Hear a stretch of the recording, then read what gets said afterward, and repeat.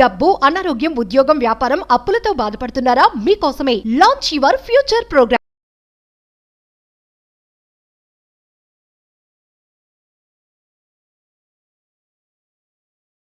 నేను సమర్పించు అందమైన జీవితానికి స్వాగతం.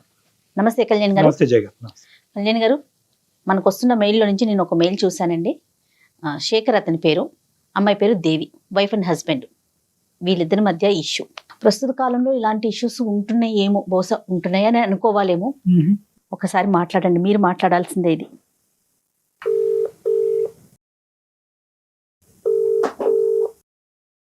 హలో హలో, శేఖర్ గారండి? అవును మేడం. నేను అందమైన జీవితం ప్రోగ్రామ్ నుంచి కాల్ చేస్తున్నానండి. నాతో పాటు డాక్టర్ కళ్యాణ్ చక్రవర్తి గారు ఉన్నారు. శేఖర్ గారు మాట్లాడొచ్చా మీతో? మాట్లాడండి మేడం. రైట్, మీ మెయిల్ నేను చూశాను. ఒకసారి కళ్యాణ్ గారికి చెప్పండి అండి. శేఖర్ గారు సార్. నమస్తే, డాక్టర్ కళ్యాణ్ చక్రవర్తి అండి. నమస్తే సార్. ఏంటి సార్, ఏమైంది శేఖర్ గారు? ఏం లేదు సార్, నేను మా ఫ్రెండ్ ఇద్దరు చాలా ఫ్యామిలీ ఫ్రెండ్స్ గా ఉంటాం సార్. రైట్. చాలా క్లోజ్ గా ఉండేవాళ్ళం. మ్యారేజ్ కాకముందు నుంచి ఫ్రెండ్స్ బాగా. అయితే మ్యారేజ్ అయిన తర్వాత కూడా ఫ్రెండ్స్ గా ఉంటున్నాం సార్.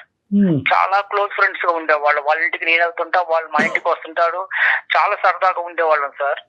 కాకపోతే విషయం ఏంటంటే, నేను చూడరాని ఒక దృశ్యం చూశాను సార్. మీ పెళ్ళి ఎంతకాలం అయిందండి? నాకు పెళ్ళయి కనీసం ఒక 7 years అయింది సార్. పిల్లలు ఎంతమంది అండి? ఒక పాప, ఒక బాబు సార్. మీరు వర్కింగ్, ఆవిడ హౌస్ వైఫా? అవును సార్, ఆమె ఇంట్లోనే ఉంటుంది సార్. హౌస్ వైఫ్ అండి ఆమె. మీ ఫ్రెండ్ వర్కింగ్ అండి? అతను కూడా జాబ్ చేస్తూ ఉంటుంటాడు సార్, జాబ్. అయితే నేను అతను మా ఇంటికి వస్తుంటాడు, నేను వాళ్ళ ఇంటికి వెళ్తుంటాను. చాలా ఫ్యామిలీ ఫ్రెండ్స్ తో క్లోజ్ గా ఉంటాను సార్. కాకపోతే ఈ మధ్య కాలంలో ఏంటంటే, ఒక రోజు నేను అనుకోకుండా బయటికి వెళ్దామని అనుకున్నాను సార్. ఒక చిన్న కారణం వల్ల ఆ రోజు నాకు ఒంట్లో బాగలేక ఇంటికి వచ్చాను సార్. ఇంటికి ఆఫ్టర్నూన్ ఇంటికి వచ్చేకల్లా కనీసం వాళ్ళు, అంటే నాకేమనిపించిందంటే, ఎందుకు ఇలా హెల్త్ బాగా సరిగా ఇష్యూగా ఉంది కదా, ఈ రోజు నేను ఇంక వెళ్ళలేను, డ్యూటీకి వెళ్ళలేను, ఇంటికి వెళ్దామని వచ్చేకల్లా వాళ్ళిద్దరూ ఒక గదిలో, అది ఒక రకమైన అసభ్యమైన మాటలు ఏంటంటే, నాకు ఎవరో అనిపించింది సార్. దగ్గరికి డోర్ తీసుకొని చూసేకల్లా మా ఫ్రెండ్, మా ఆవిడ ఇద్దరు ఉన్నారు సార్. వెనక నుంచి వచ్చి చూసి ఆ కళ్ళారా దృశ్యాన్ని చూశాను సార్. నేను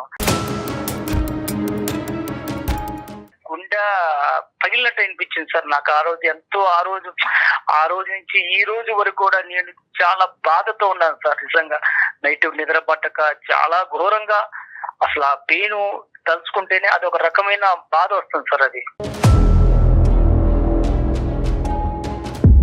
అసలు ఈ సబ్జెక్ట్ మీద ప్రశ్నలు అడగటం కూడా ఇదిగా అనిపిస్తుంది శేఖర్ గారు. సారీ, కానీ ఒక పరిష్కారం గురించి మమ్మల్ని అడిగారు కాబట్టి చెప్పటం అనేది మా బాధ్యత, కాబట్టి అడగవలసిన అవసరం ఉంది. ఈ 7 yearsలో మీరు చెప్పినటువంటి సంఘటనలు కాకపోయినా కూడా అటువంటి పరిస్థితులకి తగ్గట్టుగా మీ భార్య గారు ఎప్పుడన్నా వ్యవహరించారా? అటువంటి అనుమానం మీకు ఎప్పుడన్నా కలిగిందా? అసలు ఇంతవరకు ఎప్పుడు కూడా రాలేదు సార్ ఆ అనుమానం. ఇంతవరకు అసలు ఎప్పుడు కూడా మాకు అసలు తగలలేదు సార్. కాకపోతే నేనేంటంటే, ఆ రోజు ఎందుకు నేను అంటే నా హెల్త్ ప్రాబ్లం వల్ల బయటికి వెళ్దామని అనుకోని కూడా, డ్యూటీకి వెళ్దామని ఆ రోజు హెల్త్ పరంగా వెళ్ళాక వచ్చాను సార్. ఆ రోజు ఈ దృశ్యం బయటపడింది సార్. ఇది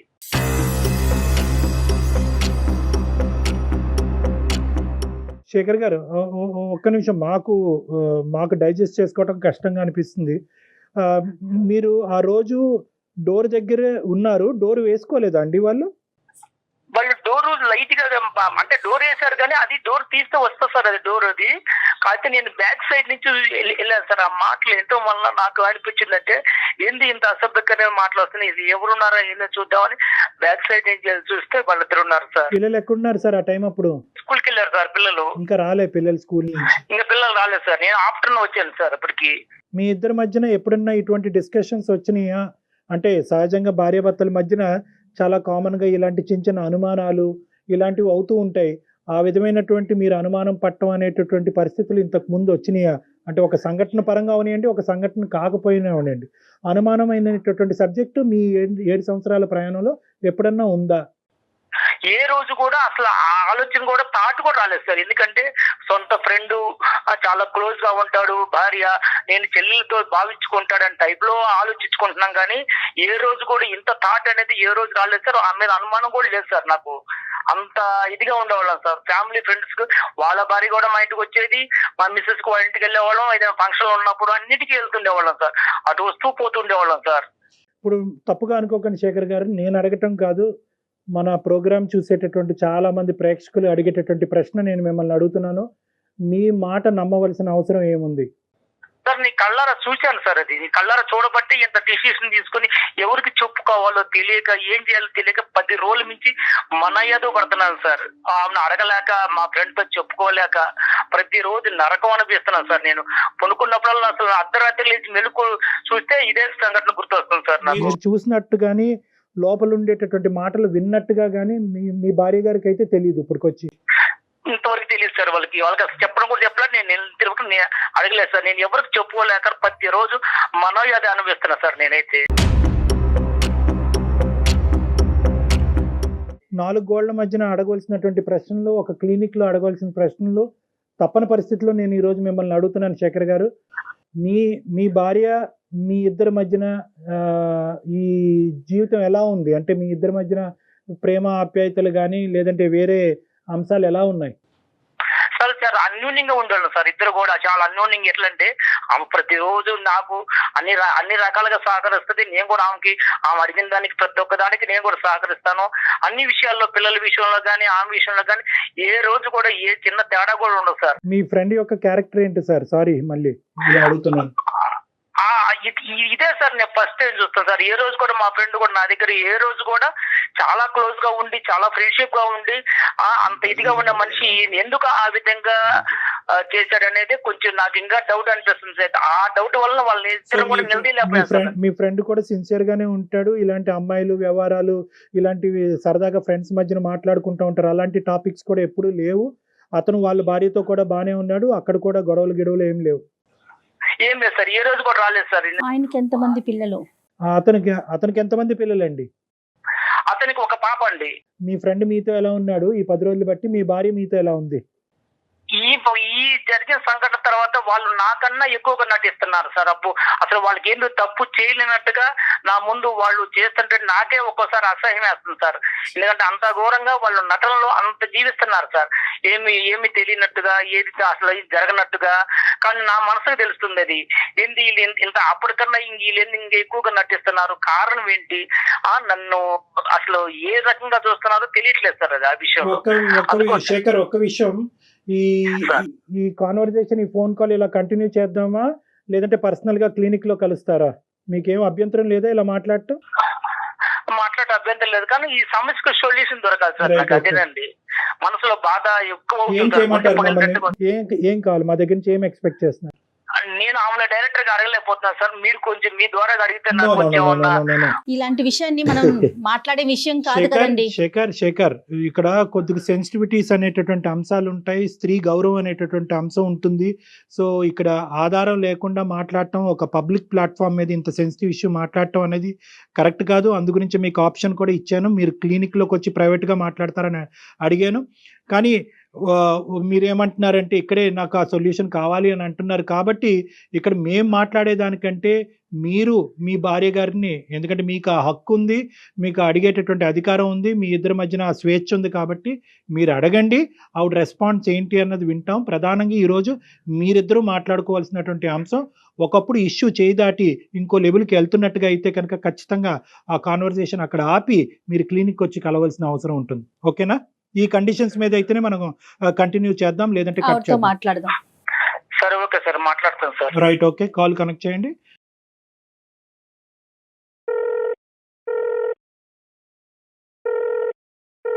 హలో హలో దేవి, చెప్పు. ఏం చేస్తున్నావు? ఏం లేదు, మామూలుగా కూర్చున్నాను. పిల్లలు స్కూల్కి వెళ్ళారా? వెళ్ళారు. ఏం చేసింది ఈరోజు వంట? ఏముంది, వంకాయ కర్రీ వండాను, రసం పెట్టాను. ఇప్పుడు నీతో నేను ఒకటి మాట్లాడాలనుకుంటున్నాను. మరి నువ్వు ఫ్రీగానే ఉన్నావా ఇప్పుడు, లేదా వంట కార్యక్రమంలో ఉన్నావా? లేదు, వంట అయిపోయింది. చెప్పు. ఏం లేదు, నాకు కొంచెం మనసు బాధ అనిపిస్తుంది ఒక విషయంలో. దేనికోసం? దేనికోసం అంటే అది ఎలా చెప్పాలో నాకే తెలియట్లేదు. అది చెప్పడానికి కూడా నాకు అసలు మైండ్ సహకరించట్లేదు. నువ్వు చెప్తేనే కదా నాకు తెలిసేది, నాకెలా తెలుస్తుంది? నీకెలా తెలుస్తుంది అంటే అసలు ఈ మధ్య నీ దృష్టిలో ఏం నీ జరగలేనట్టుగానే నాకు చెప్తున్నారు. ఎందుకని నువ్వు మీరు దేని గురించి మాట్లాడుతారో నాకు అసలు అర్థం కావట్లేదు. దేని గురించి మాట్లాడింది ఇది నాకు అర్థం కావట్లేదు. నువ్వు మాట్లాడేది కొంచెం అర్థం చేసుకోవడానికి ట్రై చెయ్యి. నాకంటూ ఇప్పుడు నీకంటూ ఏం తెలియదు అసలు. నువ్వు చెప్తేనే కదా నాకు తెలిసేది, నాకెలా తెలుస్తుంది? నీకెలా తెలుసుదా? అసలు కొంచెం మైండ్ తో మాట్లాడుతున్నావు, మైండ్ లేకుండా మాట్లాడుతున్నావు నువ్వు. అరే నువ్వేం మాట్లాడినా ఫస్ట్ అది ఆ క్వశ్చన్ నేనయ్యాలి, నువ్వు కాదు. నేను చెప్పాలా? నా నోటితో చెప్పించాలనుకుంటున్నారా మీరు? నీకు తెలీదా ఏం జరిగింది కూడా తెలీదా? అంటే నీ స్వార్థంగా నువ్వు చూసుకుంటున్నావు, కానీ మనిషికి ఎందుకు ఇంత 10,000 నుంచి మనిషి ఎందుకు బాధపడుతున్నాడు, ఎందుకు వస్తున్నాడు, సరిగా ఉండలేదు, మాట్లాడలేదు, పిల్లలతో మాట్లాడలేదు, కనీసం ఏమైనా కొంచెమైనా ఒక రవ్వంతైనా ఆలోచిస్తున్నావా? మీరు వెళ్ళొచ్చిన దానికి మీరే సరిగ్గా ఉండట్లేదు, సరిగ్గా తినట్లేదు, సరిగ్గా ఉండట్లేదు. ఏమైందని జరిగినా మీరు ఏమి మాట్లాడలేదు. ఇప్పుడు మీరు ఏదేదో మాట్లాడేస్తే నాకు ఎలా తెలుస్తుంది? మీ ఈ మధ్య కాలంలో నీకేం తెలియట్లేదు అసలు. నువ్వేం చేసావో కూడా నీకు తెలియట్లేదా దేవి? నీకేం తక్కువ చేశాను నేను? కనీసం ఏ విషయంలో తక్కువ చేశాను చెప్పు. బట్టల విషయంలో తక్కువ చేశానా, తిండి విషయంలో తక్కువ చేశానా, లేకపోతే మనం ఏదైనా సరదాగా టూర్ వెళ్ళాలన్నప్పుడు ఏ రోజైనా నువ్వు అడిగితే తీసుకెళ్ళకుండా, లేకపోతే ఎక్కడ సినిమాల విషయంలో తక్కువ చేశాను, ఏ విషయంలో తక్కువ చేశాను నన్ను ఇదిగా చేసావు నువ్వు అసలు? మీకు మీరు అలా మాట్లాడుకుంటూ వెళ్ళిపోతున్నారు. నేను ఏం తక్కువ చేశాను? ఏ రోజైనా మిమ్మల్ని క్వశ్చన్ మార్క్ చేశానా? నేను అన్నానా? మరి నువ్వు చేసిన ఒక్క ప్రాబ్లం వల్ల నేను ఎంత నరకం అనిపిస్తున్నాను తెలుసా? నేను ఈ రోజు వరకు ఎవరికి చెప్పుకోలేక, ఫ్రెండ్స్ చెప్పుకునే సమస్య కాదు, తల్లిదండ్రులు చెప్పుకునే సమస్య కాదు, ఎవరికి చెప్పుకునే సమస్య కాదు. ఇది కళ్ళారా చూసినా అన్నంతగా నాకు చెప్తుంది తప్ప అది నిజమో కాదు అని కూడా నాకే భ్రమ కలుగుతుంది.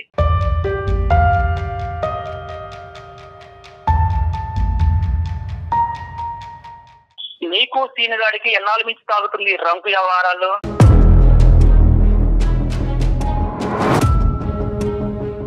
ఏం మాట్లాడుతున్నావు అసలు?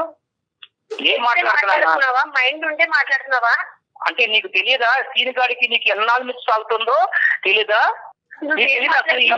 అర్థం అవుతుందా?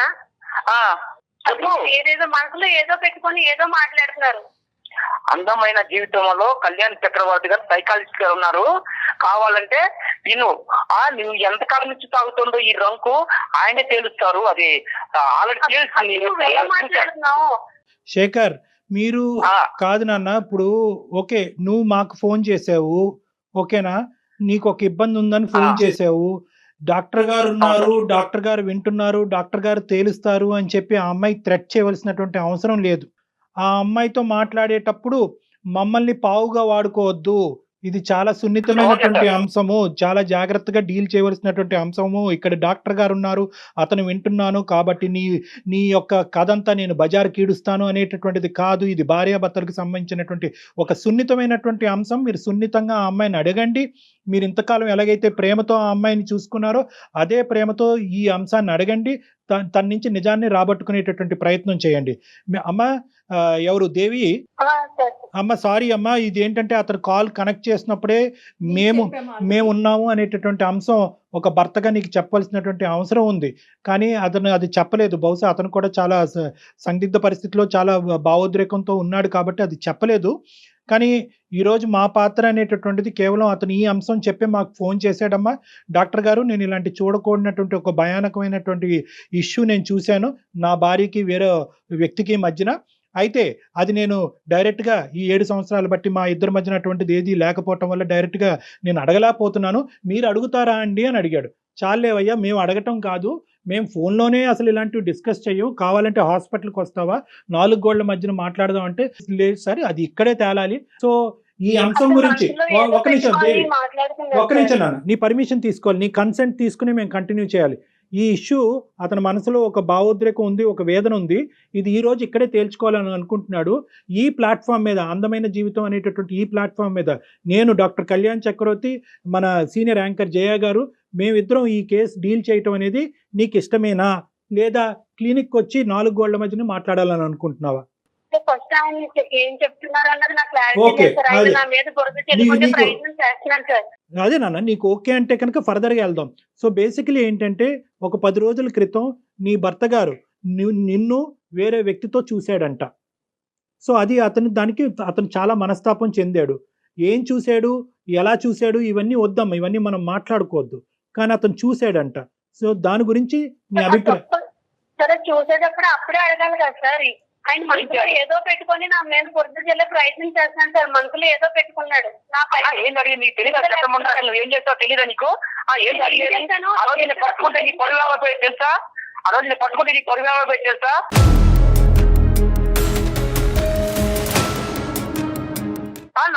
నా పరువు గుర్తు నేను సైలెంట్ గా మూసుకొని పోయాను తెలుసా బయటికి. కళ్ళ చూసి కూడా మూసుకొని పోయాను నేను ఆ రోజు.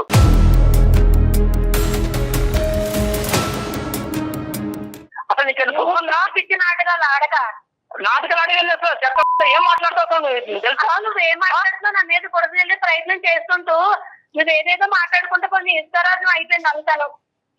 అక్కడ నైతం అయిపోయిందా?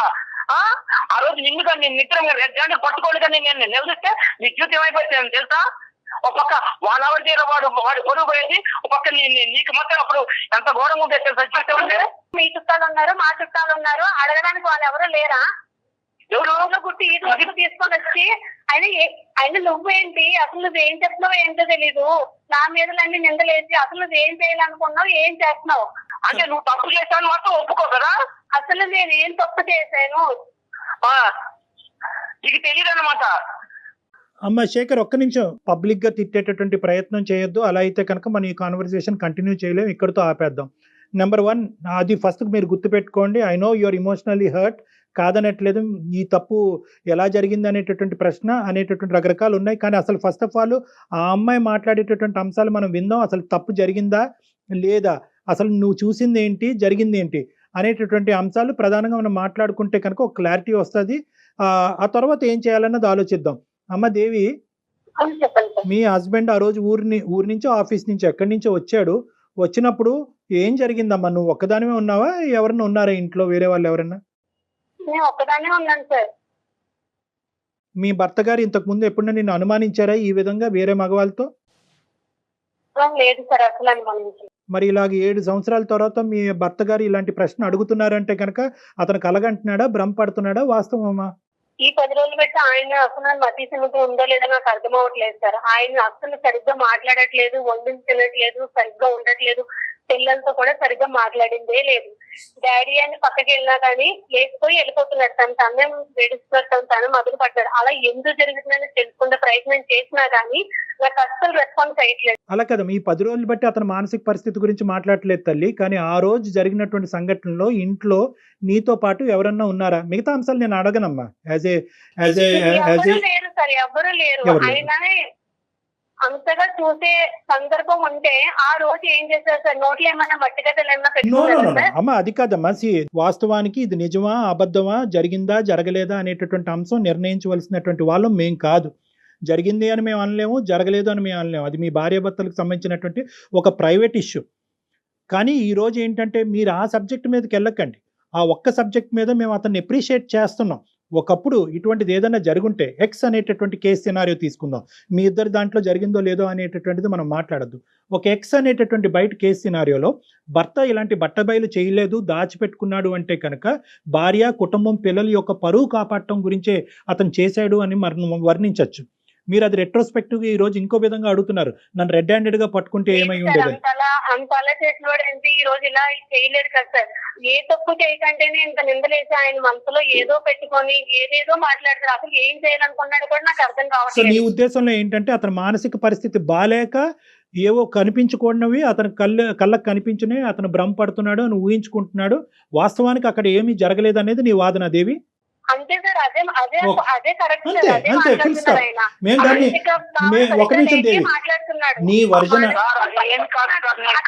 చూశాను సార్. అది నేను కల్లారా చూశాను. ఆ రోజు కల్లారా చూసిన తర్వాతనే నా మనసు చెడిపోయింది సార్. అది నేను కల్లారా చూశాను. అది కనీసం ఈమె కానీ వాడు కానీ ఏంది ఇలాగున్నావు అని కూడా ఒక్క క్వశ్చన్ కూడా నన్ను అడగలేదు సార్.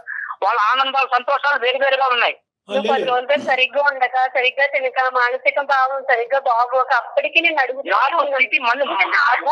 నీకు ఏ తప్పు కనిపించినా నాకు అర్థం కావట్లేదు. నాకు మానస్థితి బాగానే ఉన్నది. నేను మానస్థితి బాగున్నబట్టే ప్రతిరోజు డ్యూటీకి వెళ్ళగలుగుతున్నా. అర్థమైందా? మానస్థితి బాగాలేకపోతే డ్యూటీ ఆపేసి ఇంట్లో ఉండేవాడిని. అర్థమైందా? నువ్వు చేసిన దానికి సమర్థించుకోవడానికి చూడబాకు నువ్వు. అదే నువ్వు చెప్తుంటే నువ్వు వింటూ ఉంటే నువ్వు ఏది మాట్లాడినా అది కరెక్టే. అలా మేము ఒప్పుకోవాలి.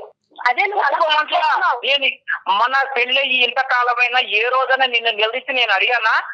అంత ముందు నీ ప్రశ్న శేఖర్, నేను ఎప్పుడైనా నిన్ను నిలదీశానా, నేను ఎప్పుడైనా నీ మీద ఇలా అనుమానం పడ్డానా అనేటటువంటి మాట ఎంత కరెక్టో, దేవి కూడా అటువంటి విధంగా ప్రవర్తించకపోవటం అనేటటువంటిది 7 సంవత్సరాలు బట్టి మీ కళ్ళ ద్వారా మీరు కూడా చూశారు. సో అది కూడా పాయింటే. ఇక్కడ ఏంటంటే ఆవిడ ఇంతకు ముందు ఇలా ఉందండి, ఇప్పుడు ఇలా ఉందండి, తర్వాత ఇలా చేసింది అనేటటువంటి ఎగ్జాంపుల్స్ మీరు ఇవ్వలేకపోతున్నారు. మొదటి నుంచి నా భర్తకి అనుమానం అనేటటువంటి ఒక ఇది ఉందండి అని చెప్పి ఆవిడ చెప్పలేకపోతుంది. సో ఇదేంటంటే ఒక ఇన్సిడెంట్ చుట్టూరు జరిగినటువంటి ఒక ఇష్యూ కింద మనం పరిగణలోకి తీసుకోవాలి. సో మీరిద్దరూ మేడ్ ఫర్ ఈచ్ అదర్. మీరిద్దరూ ఇప్పుడు వరకు మీ ప్రయాణం చాలా సాఫీగా జరిగింది, ఎటువంటి ఇబ్బందులు లేకుండా జరిగింది. ఇప్పుడు ఉండేటటువంటి ఈ పరిస్థితిలో మీరేదో చూడరానటువంటిది మీరు చూశారు అని అంటున్నారు.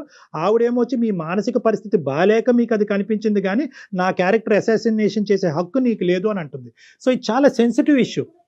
ఎప్పుడు ప్రవర్తించినారు, వింతగా ప్రవర్తిస్తున్నారు. అది ఎందుకు వలన జరుగుతుంది అన్నది నాకైతే తెలియట్లేదు.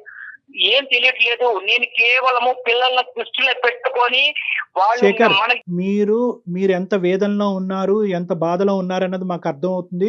అదే విధంగా ఈ ప్లాట్ఫామ్ మీద నీ భార్య గారి యొక్క క్యారెక్టర్ గురించి మాట్లాడి ఒక కన్క్లూజన్కి వచ్చి ఒక కన్ఫర్మేషన్ ఇచ్చేటటువంటి వేదిక ఇది కాదు. ఎందుకంటే నేను చూసింది అబద్ధం అండి, నా భార్య పరువు నేను ఇలా పబ్లిక్గా వచ్చి తీసుకుంటానా అనేటటువంటి అంశాల గురించి ఈ వేదిక అది మాట్లాడదు. అట్ ద సేమ్ టైం ఆవిడ క్యారెక్టర్ని అసాసినేషన్ చేసేటటువంటి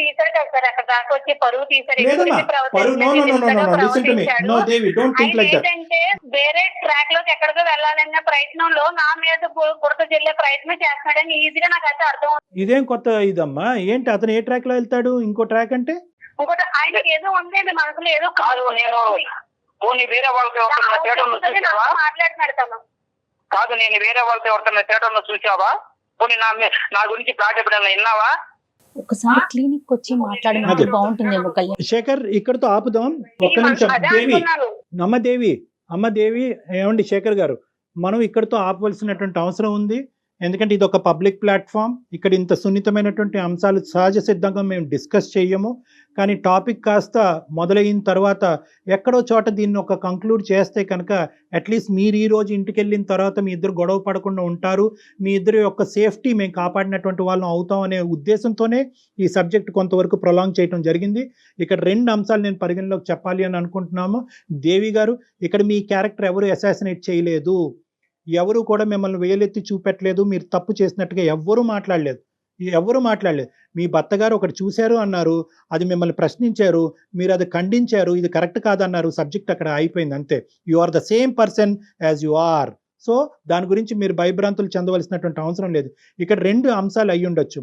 ఆ 2 అంశాలు, ఒకటి ఏదైనా జరిగి ఉండొచ్చా అనేటటువంటి ఒక అంశం, రెండోది ఇతను అనుమానం కానీ లేదంటే ఒక సైకలాజికల్ పరంగా ఏమైనా ఇబ్బంది పడుతూ ఉండొచ్చా.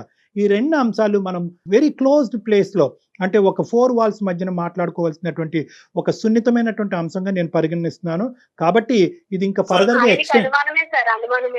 ఓకేనమ్మా, అనుమానమే కానివ్వండి, ఈ అనుమానమేనమ్మా.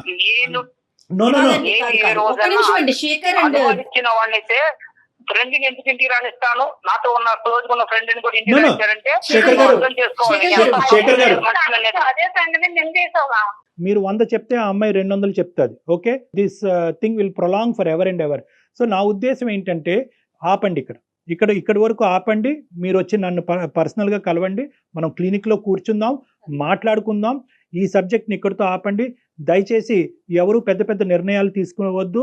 ఎవరి సేఫ్టీ, మీరు పిల్లల గురించి ఉన్నారు, దీని గురించి నిందించుకోవద్దు. మళ్ళీ నా దగ్గరకు వచ్చేంత వరకు ప్రశ్నించుకోవద్దు, నిందించుకోవద్దు, అలజడి చెందొద్దు, గొడవ పడద్దు. ఎందుకంటే పిల్లలు ఉన్నారు, చిన్న పిల్లలు ఉన్నారు, వాళ్ళు ఇబ్బంది పడతారు.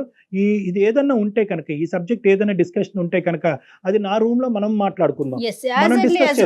డాక్టర్ గారిని కలిసే ప్రయత్నం అయితే చేయండి. 7 years పాటు మీరిద్దరు చాలా హ్యాపీగా ఉన్నారు. ఏదో ఒక ఇష్యూ వల్ల, అది నిజం అవ్వచ్చు, అబద్ధం అవ్వచ్చు, భ్రమ అవ్వచ్చు, కల అవ్వచ్చు, ఏదన్నా అవ్వచ్చు. కానీ ఒక్క ఇష్యూ వల్ల దయచేసి జీవితాలను పాడు చేసుకోవద్దు. ఈ సమస్యకు కూడా, ఇలాంటి సమస్యకు కూడా పరిష్కారం ఉంటాయి. నమ్మకంతో ముందుకెళ్ళటం ఒకటే దారి, అదే నమ్మకంతో నా దగ్గరికి రావటం అనేటటువంటిది ఒకటే దారి. సో కాబట్టి మీకు మా నెంబర్ షేర్ చేస్తాం. ఈ కాల్ అయిపోయిన తర్వాత మీరు ఆ నెంబర్కి ఫోన్ చేసి నా అపాయింట్మెంట్ తీసుకుని ఒకసారి డైరెక్ట్గా వచ్చి కలిసి మీ యొక్క ఆలోచనలు మార్చుకునే ప్రయత్నం చేయండి. రైట్ శేఖర్ గారు. Okay sir. ఓకే అండి. ఓకే. రైట్ అండి దేవి. కీప్ సేఫ్ అమ్మా, కీప్ సేఫ్. సరైన సమాధానం చెప్పారు కళ్యాణ్జీ. ఎందుకంటే మనం ఈ వేదిక మీద ఇలాంటి సున్నితమైన అంశాలను మనం మాట్లాడుకోలేము. అతను అంత సున్నితమైన ఇష్యూ చెప్పగానే ఈ రోజు ఆఫీస్ నుంచి ఇంటికి వెళ్ళి ఎటువంటి అనర్థమైనా జరగచ్చు.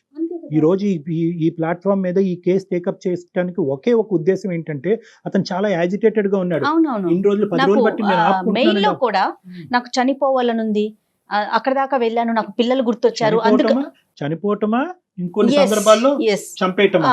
సో ఈ రెండు రిస్క్స్ ఉన్నాయి కాబట్టి అట్లీస్ట్ అతనిలో ఉండేటటువంటి ఈ వేదన, ఈ వేడి తగ్గించి వేరే ప్లాట్ఫామ్ దగ్గరికి వస్తే కనుక ఒక సొల్యూషన్ దొరుకుతుందనే నమ్మకం ఇవ్వటమే. ఖచ్చితంగా వాళ్ళు మనకి కాంటాక్ట్ చేసి ఇమీడియట్ గా వాళ్ళతో మాట్లాడే ప్రయత్నం చేయండి కళ్యాణ్జీ. షూర్ అమ్మా. రైట్ అండి. థ్యాంక్ యూ సో మచ్ అండి. Thank you. నమస్తే. అందమైన జీవితం మరిన్ని ఎపిసోడ్స్ కోసం సుమన్ టీవీ లైవ్ ఛానల్ ని సబ్స్క్రైబ్ చేసుకోండి. ఈ వీడియో కనుక మీకు నచ్చినట్లయితే లైక్ చేయండి, షేర్ చేయండి. మరిన్ని వీడియోస్ కోసం మా ఛానల్ ని సబ్స్క్రైబ్ చేయండి.